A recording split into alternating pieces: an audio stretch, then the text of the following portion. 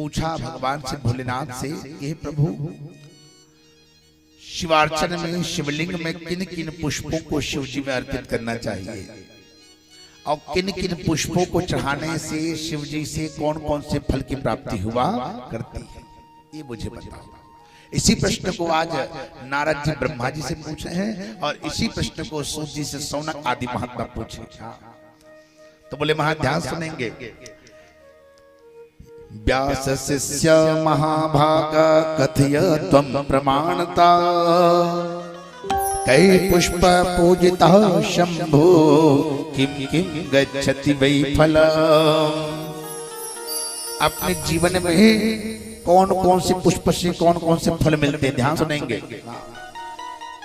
जो निर्धन है, जो जिस व्यक्ति को धन की आवश्यकता है, उस व्यक्ति को चाहिए कि लक्ष्मी प्राप्ति के लिए कमल के पुष्प के द्वारा लिंगार्चन करना चाहिए। शिव जी का लिंगार्चन पूजा लिंग शिवलिंग की पूजा करो, किसके द्वारा? कमल पुष्प के द्वारा। अच्छा, कमल पुष्प नहीं मिला, बोले कोई बात नहीं, बिल्व पत्र के द्वारा भगवान का पूजन किया जाए तो भी लक्ष्मी की प्राप्ति होती है। कमल पत्र, कमल पुष्प, बेल पत्र और तीसरा है शतपत्र। शतपत्र किसे कहते हैं? गेंदा। गेंदा भगवान पर अर्पण करने पर भी लक्ष्मी की प्राप्ति हुआ करती है। इसलिए महाराज जी इन चीजों को स्वीकार करना चाहिए। उसके बाद महाराज जी जो अपने समाज में स्थान पद प्रतिष्ठा को चाहता है कि मुझे पद प्रतिष्ठा मिल जाए, देखो शिवार्चन करने का कितना प्रभाव है। पद प्रतिष्ठा प्राप्त करने चाहते हैं तो उन व्यक्ति को चाहिए कि वह प्रतिदिन भगवान शिव जी में लिंगार्चन करते समय कमल के पुष्प में चंदन लगा कर भगवान शिव जी को अर्पण समर्पण करे।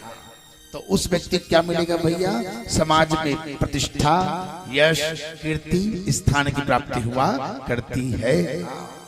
उसके बाद महाराज जी जो अपने जीवन में रोगी हैं, रोगग्रस्त हैं और रोग को दूर करना चाहते हैं तो उन व्यक्ति को चाहिए, उन माताओं को चाहिए कि रोग से छुटकारा पाने के लिए भी, यहाँ सुनेंगे, जो कुशा होती है, कुशा का जल होता है, उसको भगवान में समर्पण करके, यहाँ सुनना, कुशा का जल समर्पित करो और कुशा का जल समर्पित करने के बाद एक कमल का पुष्प भगवान को अर्पित करो, उससे रोग से छुट्टी मिलती, छुटकारा मिलता है।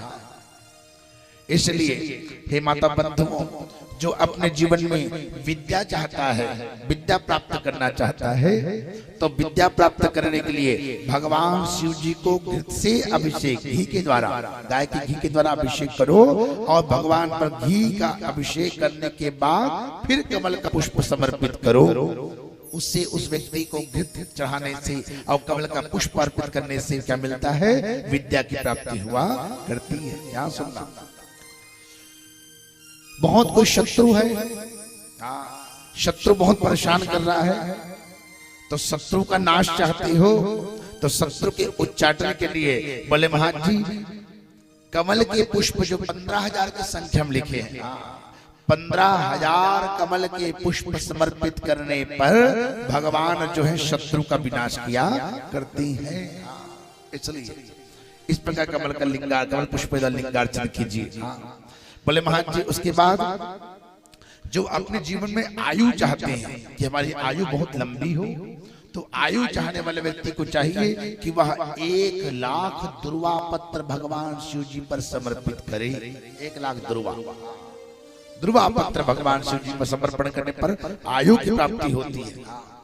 बोले महाराज उसके बाद है जो अपने जीवन में पुत्र की कामना रखता है कि मेरे जीवन में भगवान अच्छा सतपुत्र धार्मिक पुत्र मुझे प्राप्त हो, तो पुत्र की कामना चाहने वाले व्यक्ति को चाहिए कि धतूरे का पुष्प भगवान शिव जी पर समर्पित करे, जिसके उसके घर में दिव्य आयु आरोग्यता वाला दिव्य धार्मिक पुत्र किसको प्राप्ति हो जाए। उसके बाद महाराज जी जो अपने जीवन में तेज चाहता है, तेज मतलब दिव्यता भव्यता, तेज चाहता है, वो तेज प्राप्त करने के लिए बोले महाराज जी अपा मार्ग का पुष्प भगवान शिव जी पर समर्पित करो। उससे अपने जीवन में तेज दिव्यता की प्राप्ति होती है। और अपामार्ग का पुष्प ना हो तो आंकड़े का पुष्प, आंकड़े का पुष्प भगवान पर समर्पित करने पर भी दिव्य तेज की प्राप्ति हुआ करती है। बोले महाराज जी, उसके बाद शत्रु का यदि विनाश करना हो तो जपा कुसुम की माला भगवान शिव जी पर समर्पित किया जा सकता है।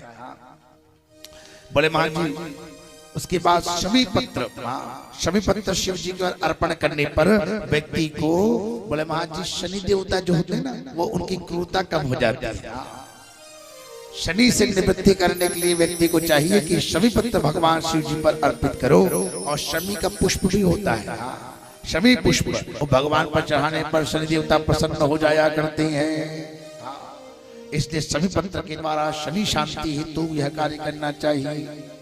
बोले महाराज, उसके बाद बोले महाराज ध्यान सुनना, जो अपने जीवन में शुभ लक्षणा पत्नी चाहता है कि मेरी पत्नी बढ़िया हमको मिले, कुंवारे बालक, कुंवारे जो पुरुष हैं वो चाहते हैं कि मेरा विवाहित के बाद मेरी पत्नी बढ़िया सुलक्षणा पत्नी हमको मिले। तो सुलक्षणा पत्नी चाहने वाले चाहिए कि व्यक्ति जो है किसी प्रकार से बेल के पत्र के साथ बेल का फल भी भगवान को अर्पण करे, तो उससे क्या सुलक्षणा पत्नी उसको प्राप्त होती है। बोले महाराज, उसके बाद ध्यान सुनेंगे, भगवान इस जन्म में रंग से हमको काला बना दिया। ध्यान सुनना, तो काले कलुटे हैं, गौर वर्ण चाहिए, तो इस जन्म में तो मुश्किल है, तो इस जन्म मुश्किल है। तो बोले महाराज क्या करें, इस जन्म को भी निपटा के अगले जन्म जाएं तो भगवान अच्छा हमको दिव्य गौर वर्ण हमको प्रदान करे। इसलिए भगवान पर चंदन, चावल, सफेद चावल, चंदन और चावल अर्पण करने पर गौर वर्ण की प्राप्ति हुआ करती है। वो इस जन्म में नहीं मिलेगा, जैसे भगवान दिए हैं वैसे ही रहेगा, पर नेक्स्ट जो रहेगा भैया स्टेप, उससे मिलेगा भगवान के पास। बोले महाराज, इसलिए जो महादेव पर चावल चाहते हैं, दूध चाहते हैं, उनको भैया अपने जीवन में दिव्यता मतलब गौर वर्ण की प्राप्ति हुआ करती है। बोले महाराज जी, उसके बाद गंध, पुष्प, फल, फूल, सैकड़ों प्रकार के उपचारों के द्वारा भगवान के पूजन हम करते हैं, तो हर प्रकार की समृद्धि हमको प्राप्त हुआ करती है। इसलिए बहुत किसी को बुखार आ रहा है, ज्वर संताप, बहुत ज्वर से मतलब पीड़ा से दुखित है, बहुत बुखार आ रहा है, तो उस व्यक्ति को चाहिए कि कुशा का जल भगवान पर अनवरत एक शत्रुद्री पाठ के द्वारा अर्पित करे, तो उसके जीवन में उसका ज्वर संताप भी शांत हो जाया करता है। ध्यान सुनना, इसलिए लिखा गया भैया क्या, भगवान शिव पर कुछ अर्पित करो चाहे मत करो, अगर कुछ नहीं कर सकते तो एक ही उपाय है, क्या है? आप लोग बोलते हो